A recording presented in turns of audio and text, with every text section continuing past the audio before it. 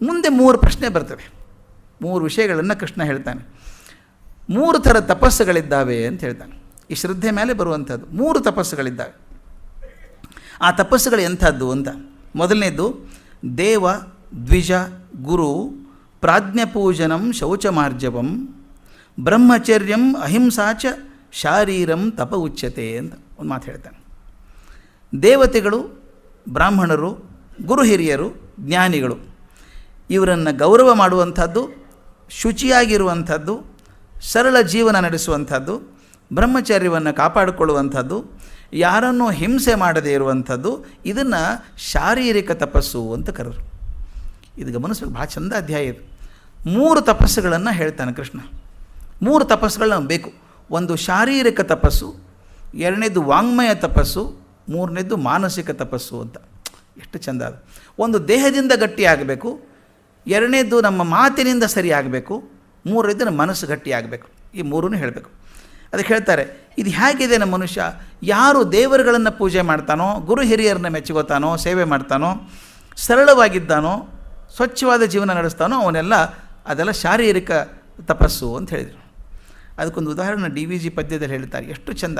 ಭಗವಂತನನ್ನು ಪೂಜೆ ಮಾಡೋರು ನಾವು ಆಕಾರದಲ್ಲಿ ಪೂಜೆ ಮಾಡ್ತೀವಿ. ಎಷ್ಟು ಚಂದ ಆಕಾರ ನೋಡಿ.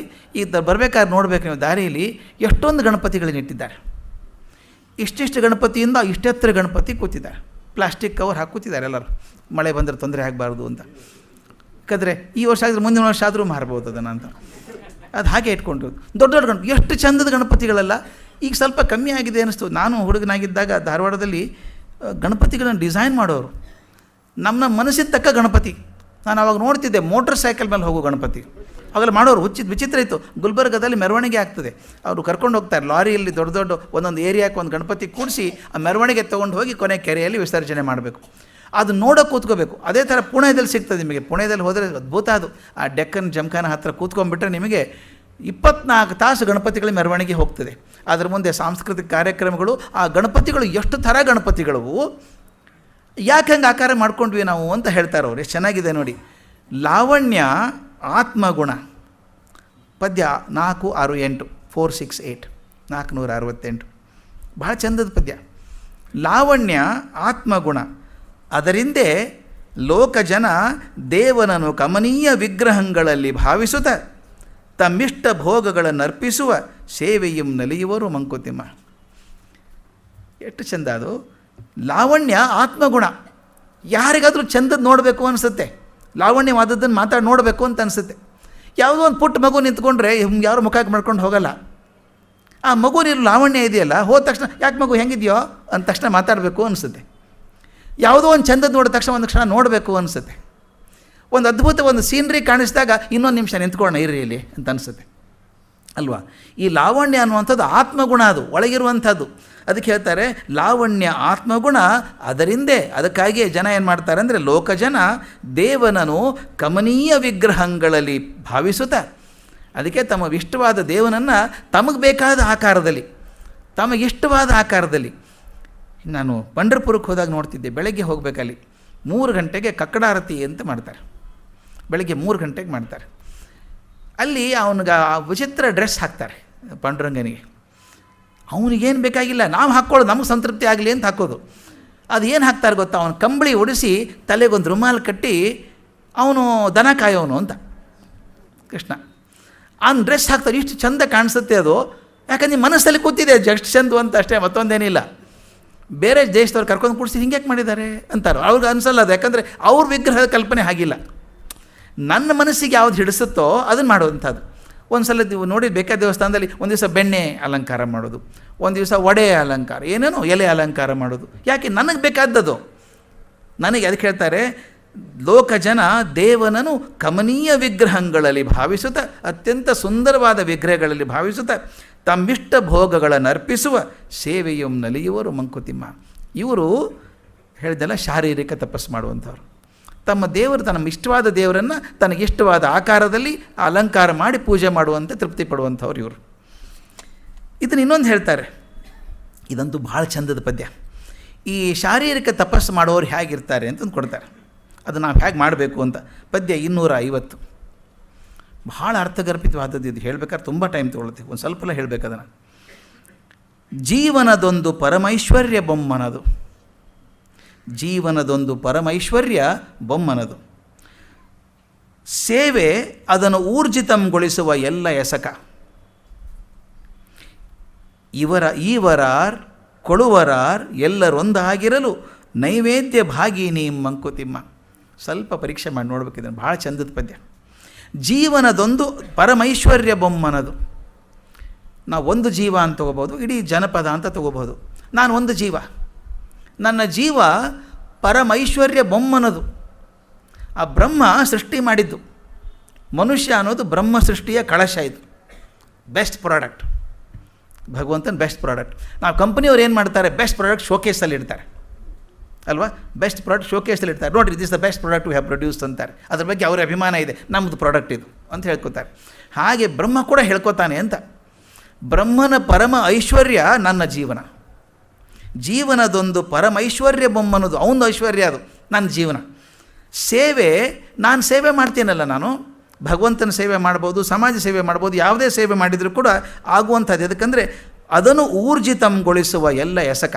ಎಸಕ ಅಂದರೆ ಕೆಲಸ. ನಾನು ಯಾವ್ಯಾವ ಕೆಲಸ ಮಾಡ್ತೀನೋ ಅದು ಎಲ್ಲವೂ ಆ ಜೀವನ ಇದೆಯಲ್ಲ ಅದನ್ನು ಊರ್ಜಿತಗೊಳಿಸಿ ಉನ್ನತಿಗೆ ತೊಗೊಂಡು ಹೋಗುವಂಥದ್ದು.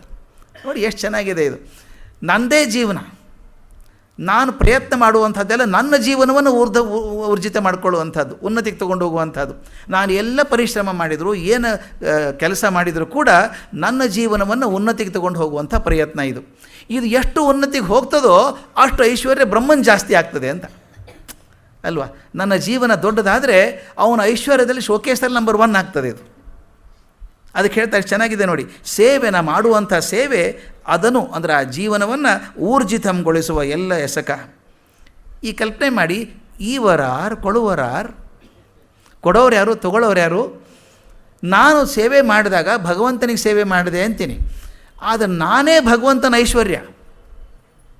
ನಾನು ಸೃಷ್ಟಿ ಮಾಡಿ ಐಶ್ವರ್ಯ ಅಂತ ಕೂಡಿಸಿದ್ದಾನೆ.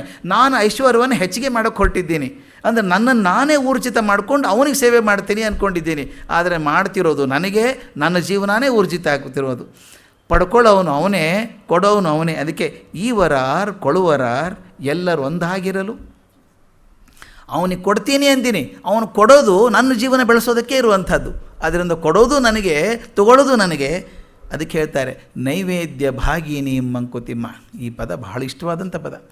ನೈವೇದ್ಯದಲ್ಲಿ ನೀನು ಭಾಗಿಯಾಗಿದ್ದೀಯಾ ಅಂತ. ಅಂದರೆ ನೀನು ಎಷ್ಟು ಕೊಡ್ತೀಯೋ ಅಷ್ಟು ಮಾತ್ರ ನೀನು ಸಿಗುತ್ತೆ. ಅಯ್ಯೋ ಎಷ್ಟು ಪ್ರಯತ್ನ ಮಾಡೋದು ಬಿಡ್ರಿ, ಸಾಕು, ಬೇಡ ಬೇಡ ಅಂತ ಬಿಟ್ಬಿಟ್ರೆ ಆ ಜೀವನ ಊರ್ಜಿತಕ್ಕೆ ಹೋಗೋ ಬದಲು ಅಧೋಗತಿಗೆ ಹೋಗುತ್ತೆ. ಅದು ಐಶ್ವರ್ಯ ಕಮ್ಮಿ ಆಗ್ತಾ ಹೋಗ್ತದೆ. ನನ್ನ ಜೀವನ ಭಗವಂತನ ಐಶ್ವರ್ಯ. ಆದ್ದರಿಂದ ನಾನು ಸೇವೆ ಮಾಡದೆ ಹೋದರೆ ನನ್ನ ಜೀವನ ಮಟ್ಟ ಕೆಳಗೆ ಹೋಯಿತು, ಅವನ ಐಶ್ವರ್ಯ ಕಮ್ಮಿ ಆಯಿತು. ನಷ್ಟ ಯಾರಿಗೆ? ನನಗೆ ತಾನೇ. ನಾನು ಹೆಚ್ಚು ದುಡಿದಷ್ಟು, ಹೆಚ್ಚು ಸೇವೆ ಮಾಡಿದಷ್ಟು ನನ್ನ ಜೀವನನೇ ವೃದ್ಧಿ ಆಗ್ತದೆ. ಅದಕ್ಕೆ ನೈವೇದ್ಯ ಭಾಗಿನಿ ಮಂಕುತಿಮ್ಮ. ನೀನು ಎಷ್ಟು ಸೇವೆ ಮಾಡ್ಕೋತೀಯೋ ಅಷ್ಟು ನೈವೇದ್ಯದಲ್ಲಿ ಹೆಚ್ಚು ಭಾಗಿಯಾಗ್ತೀಯ ನೀನು. You get what you do.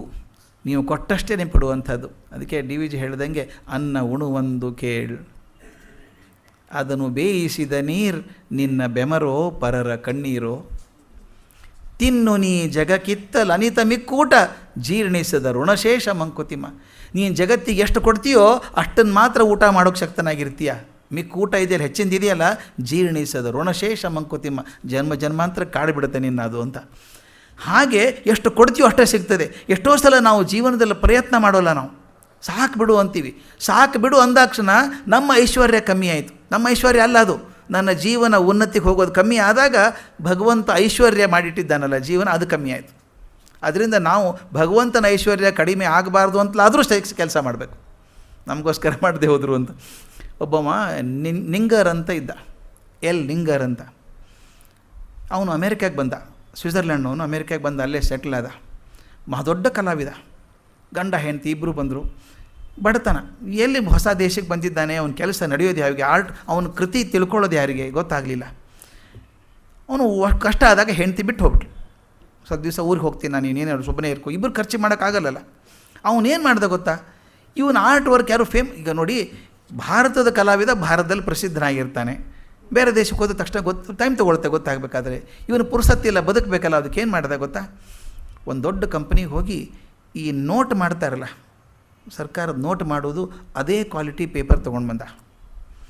ಒಂದು $20 ನೋಟನ್ನು ಇಟ್ಕೊಂಡ ಪಕ್ಕದಲ್ಲಿ. ಒಂದು ಕಾಜಿನ ಕೆಳಗೆ $20 ನೋಟ್ ಇಟ್ಕೊಂಡು ಕೆಳಗೆ ಲೈಟ್ ಇಟ್ಕೊಂಡು ಅದ್ರ ಮೇಲೆ ಮತ್ತೊಂದು ಅದೇ ಸೈಜದ ಕಾಗದ ಇಟ್ಟು ಚಿತ್ರ ಬಿಡಿಸೋಕೆ ಶುರು ಮಾಡಿದ. ಎಷ್ಟು ಕಷ್ಟ ಗೊತ್ತಾ, ಒಂದು ನೋಟನ್ನು ಕಾಪಿ ಮಾಡ್ಬೇಕಾದ್ರೆ ತುಂಬ ಕಷ್ಟ. ಆದರೂ ಭಾಳ ಒಳ್ಳೆ ಕಲಾವಿದ ಅವನು. 2-3 ದಿವಸ ದುಡಿದ್ರೆ ಒಂದು $20 ನೋಟ್ ಥರ ಮಾಡ್ತಿದ್ದ. ಕೊಡೋನು, ಎಲ್ಲೋ ಅಂಗಡಿ ಕೊಡು, ನಡೀತಿತ್ತದು. ಅದು ಅಷ್ಟು ಚೆನ್ನಾಗಿತ್ತದು, ಒರಿಜಿನಲ್ ಕಣ್ಣಂಗೆ ಕಾಣಿಸೋದು ನಡೀತಿತ್ತು. ಹಾಗೆ ಜೀವನ ನಡೆಸ್ತಾ ದುಡ್ಡು ಮಾಡ್ತಾ ಇದ್ದ. ಒಂದು ದಿವಸ ದುಡ್ಡು ಬೇಕಾಗಿತ್ತು. ಏನು ಮಾಡಿದ ತಕ್ಷಣ ಇದು $20 ನೋಟ್ ತೊಗೊಂಡ, ಪಕ್ಕದಲ್ಲಿ ತರಕಾರಿ ಅಂಗಡಿಗೆ ಹೋದ. ಅಂಗಡಿಗೆ ಹೋದಾಗ ಆ ಹೆಣ್ಮಗಳು ಗ್ಲೌಸ್ ಹಾಕ್ಕೋತಾರೆ, ಗ್ಲೌಸ್ ಹಾಕ್ಕೊಂಡು ಎಲ್ಲ ತರಕಾರಿ ಕೊಡ್ತಾಯಿದ್ಲು. ದಿನ ನೋಡ್ತಿದ್ದಾರೆ ಪಕ್ಕದ ಮನೆಯವನು. ಆಯ್ತು ತೊಗೊಂಡ್ಲು, ಆ $1 ಹಾಕ್ಕೊಂಡ್ಲು, ಇವನು ತರಕಾರಿ ಎಲ್ಲ ಕೊಟ್ಟಲು. ಆದರೆ ಆಕೆ ಆ ಗ್ಲೌಸ್ ಹಾಕ್ಕೊಂಡು ಏನು ತರಕಾರಿ ಕೊಟ್ಟಲು, ಹಸಿ ಹಸಿ ಇತ್ತು ಗ್ಲೌಸ್. ಅದು ಹೀಗಿಟ್ಟು ತನ್ನ ಡ್ರಾಯರ್ದಲ್ಲಿ ಹಾಕಿದ್ಲಲ್ಲ, ಒಂದು 2 ನಿಮಿಷಕ್ಕೆ ನೋಡಿದ್ಲು, ಅದು ಬಣ್ಣ ಹರಡ್ಕೊಂಡ್ಬಿಟ್ಟಿದೆ. ಹೀಗೆ ನೋಟಿನ ಬಣ್ಣ ಹರಡೋದಲ್ಲ ಅದು. ಹಾಗೆ ಏನು ಇರಬೇಕು ಅಂತ ತೊಗೊಂಡು ಹಿಂಗೆ ನೋಡಿದ್ಲು, ಅದು ಖೋಟಾ ನೋಟು ಅಂತ ಗೊತ್ತಾಯಿತು. ಅದು ಯಾರು ಕೊಟ್ಟದ್ದು ಅಂತ ಗೊತ್ತಿಲ್ಲ ಆಕೆಗೆ. ಎಷ್ಟೋ ನೋಟ್ ಇದೆಯಲ್ಲ. ತಕ್ಷಣ ಪೊಲೀಸ್ರಿಗೆ ಕರೆದು ನೋಟ್ ಕೊಟ್ಟಲು. ಯಾರ್ಯಾರು ಬಂದಿದ್ರು ತೆಗೀರಿ ಎಲ್ಲರೂ ಅಂತ ಹೇಳಿದರು. $20 ಯಾರು ಕೊಟ್ಟರು ನೆನೆಸ್ಕೊಂಡ್ರು. ಈ ಹುಡುಗ ಕೊಟ್ಟಂಗಿದೆ ನನಗೆ ಅಂದ್ಲು. ಪಕ್ಕದ ಮನೆಯವನು ಕರ್ಕೊಂಬಂದರು. ಆ ಮನೆಗೆ ಹೋಗಿ ನೋಡಿದಾಗ ಆ ನೋಟುಗಳು ಬೇರೆ ಬೇರೆ ಹಂತದಲ್ಲಿರುವಂಥ ನೋಟುಗಳೆಲ್ಲ ಸಿಕ್ಕು ಅವರಿಗೆ. ಆ ಕಾಗದ ಚಿತ್ರ ಮಾಡಿದ್ದು ಎಲ್ಲ ಸಿಕ್ತು. ಇವನು ಫೋರ್ಜ್ ಮಾಡ್ತಾನೆ ಅಂತ ಗೊತ್ತಾಯಿತು. ಹಿಡಿದು ಜೈಲಿಗೆ ಹಾಕಿದ್ರು ಅವನು. ಜೈಲಿಗೆ ಹಾಕಿ 5 ವರ್ಷ ಶಿಕ್ಷೆ ಅಂತ ತೀರ್ಮಾನ ಆಯಿತು. ಅವನು ಜೈಲಲ್ಲಿ ಏನು ಮಾಡ್ತಾನೆ ಪಾಪ. ಅವನೇನು ಮಾಡ್ದ, ಆ ಜೈಲರ್ ಹೇಳ್ದ, ನನಗೆ ಬರೋದೇ ಒಂದು ಕೆಲಸ ಚಿತ್ರ ಬಿಡಿಸೋದು, ಒಂದಿಷ್ಟು ಕ್ಯಾನ್ವಾಸು ಬಣ್ಣ ತಂದು ಕೊಟ್ಟರೆ ನಾನು ಮಾಡ್ತಾಯಿರ್ತೀನಿ ಅಂತ ಕೊಟ್ಟರು. ಅವನು ದುಡ್ದಿರ್ತಾನಲ್ಲ, ದುಡ್ದು ಕೂಲಿ ಅಂತ ಕೊಡ್ತಾರಲ್ಲ, ಅದಕ್ಕೆ ಅವ್ನು ಕ್ಯಾನ್ವಾಸು ಪೇಂಟ್ ಕೊಟ್ಟರು. ದಿನ ಚಿತ್ರ ಬಿಡಿಸೋನು. 4 ವರ್ಷ ಆಯಿತು. ಅವ್ನು ಒಳ್ಳೆಯ ನಡತೆಗೋಸ್ಕರ 1 ವರ್ಷ ಶಿಕ್ಷೆ ಕಮ್ಮಿ ಆಯಿತು. 4 ವರ್ಷಕ್ಕೆ ಬಿಡಬೇಕು ಅಂತ ತೀರ್ಮಾನ ಆಯ್ತಂತೆ.